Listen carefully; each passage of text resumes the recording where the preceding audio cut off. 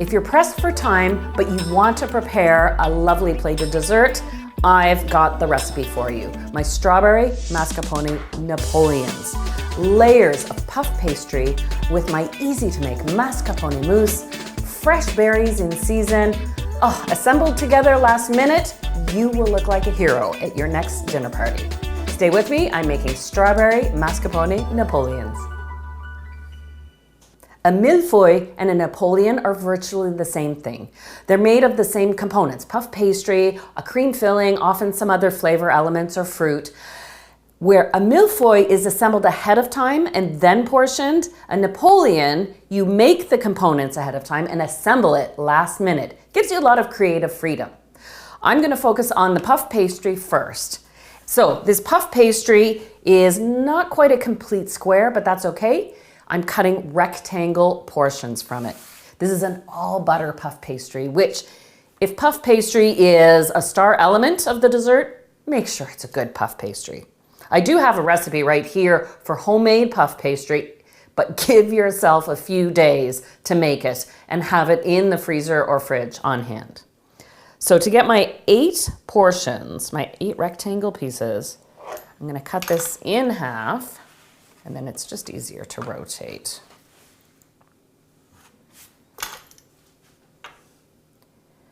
This is the simplest part of this recipe. I'm focusing my energy on the beautiful mascarpone mousse filling that I'm going to use for this Napoleon. There we go. I've got my baking tray ready. I'll lay out my pieces. Now, the idea of the Napoleon is the layers, pastry, cream, fruit.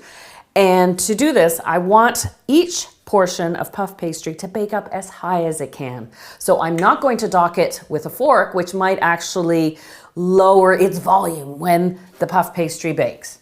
I will, however, brush it with an egg wash to give it a nice even browning and a golden shine.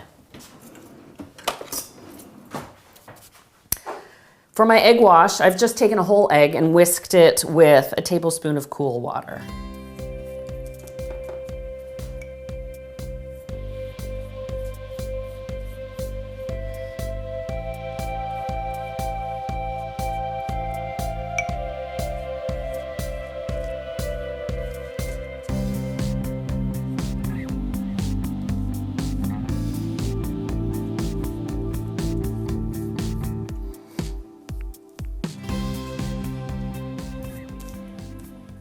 All right, these are ready for the oven. So your puff pastry layers you can bake well ahead of time, even a day ahead, and store them at room temperature. I've preheated my oven to 400. It takes a hot oven to melt those thin layers of butter. So then they generate steam that pushes up the flour around it. That's what makes puff pastry work and make it so flaky. These take about 25 minutes to bake, and they'll turn a nice, even, deep golden brown on top.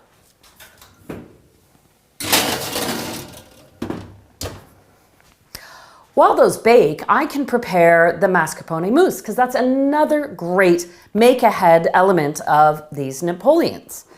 So, at the heart of it is the mascarpone cheese. I get excited about mascarpone. It's got that fresh dairy flavor. It has a natural sweetness to it. And, it's mascarpone, right? But it's nice to do something other than tiramisu with a cheese that's so good. I am looking for my spatula. There it is. So the mascarpone is the base for the mousse. I'm going to lighten it with whipped cream just to make it richer. But I want to add some flavor right now. So I just give the mascarpone a little stir to soften it.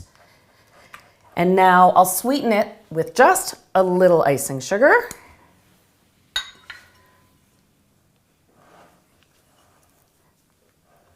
The icing sugar also dissolves in, making the whipped cream easier to fold in at the very end.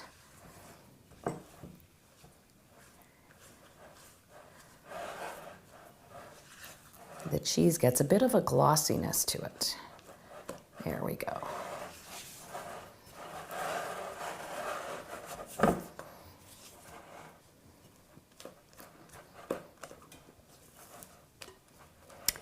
And I'll build in some flavor by adding a touch of nutmeg,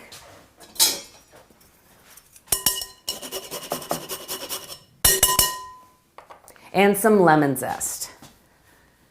Depending on your taste, you could also use orange zest just as easily.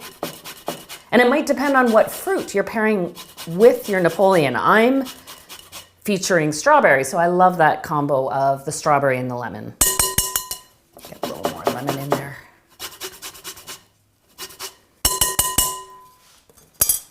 A quick stir gets everything combined.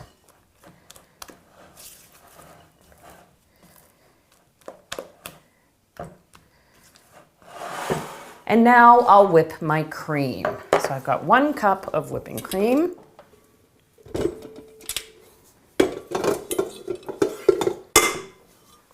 Line this up so I can reach it.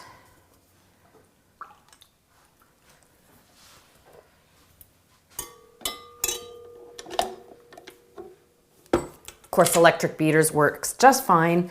And you can whip a cup of whipping cream by hand. You got to give yourself a little time and be able to switch hands maybe now and again. It would take you about 5-6 minutes if you don't feel like pulling out the mixer.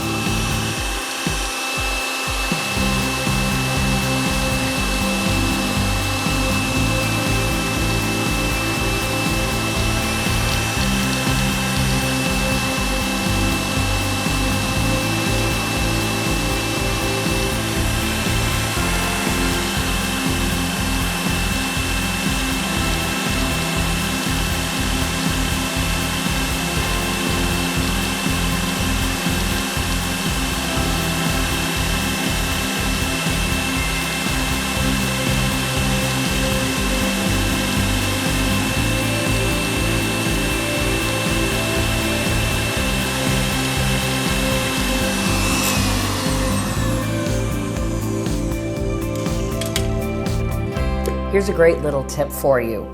If you ever walk away from your whipped cream and, oops, accidentally over whip it, good news is you don't have to throw it away and start again, or turn it into butter since that's what you were on your way to doing. Your fix is more cream. Yes, if you hold back a tablespoon or 2 or have some extra cream on hand, pour in a tablespoon or 2 of fluid cream into your over-whipped whipped cream. I would say 1 to 2 tablespoons for every 1 cup of cream that you've over-whipped. And then by hand or on your very lowest speed, just stir it around, and the fluid cream will dissolve the over-whipped whipped cream, and then you can bring it back just by hand using your whip attachment or a whisk to the point you missed the first time around.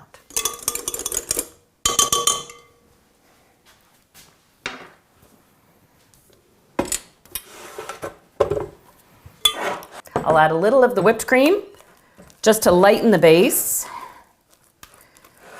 This is typical to any mousse recipe. Chocolate mousse, lemon mousse. You always take your flavor base that tends to be heavier, and whether it's egg whites or whipped cream that gets folded in, you kind of sacrifice that first addition to make it easier to add the rest of the cream, which I can now fold in.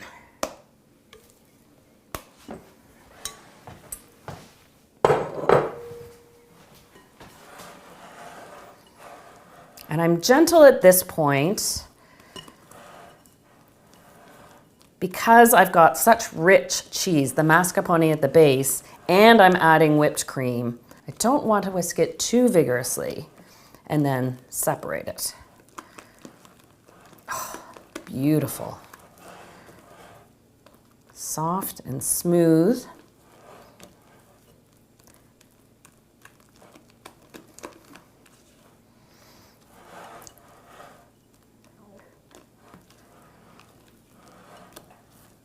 go. And this mousse holds its volume if you make it ahead of time and chill it. So you can make this a full day ahead, have it on hand, and then once your Napoleon puff pastry layers come out of the oven and cool, it's ready to assemble.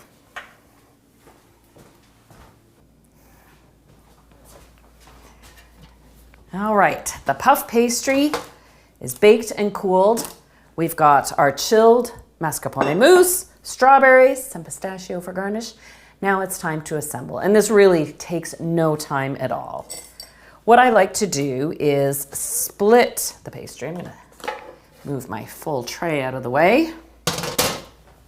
I've got 2 plates, and a serrated knife does work the best, so you have fewer crumbs when you're splitting your puff pastry.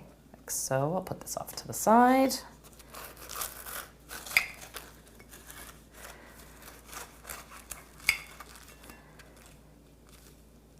So, and now I'll dollop a generous amount of that mascarpone mousse on the base.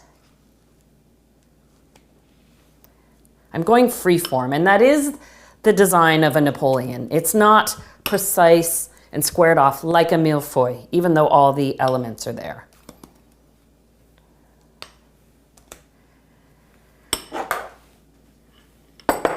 And I've got beautiful local strawberries. Tumble those on top of the mousse. Of course, any fruit that you like to serve fresh in season would work beautifully here. And come fall, I cook down Italian prune plums, and I make spiced plums, and I'll serve the exact same dessert, but with the spiced plums. Oh, so good. I want to make sure you can see that pop of color. I don't mind that the strawberries are everywhere on the plate. Little sprinkling of chopped pistachios. And then a little off center, not so precise.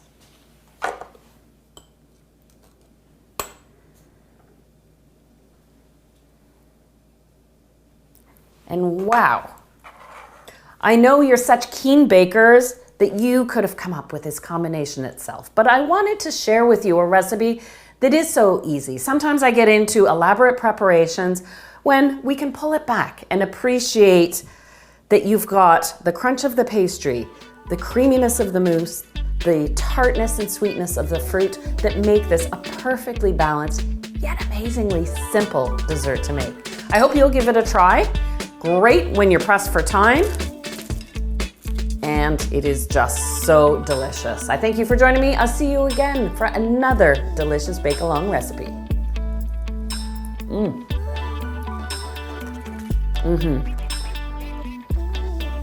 Oh, when strawberries are in season, you can't beat a simple dessert like this. It's like a fancy variation on strawberry shortcake.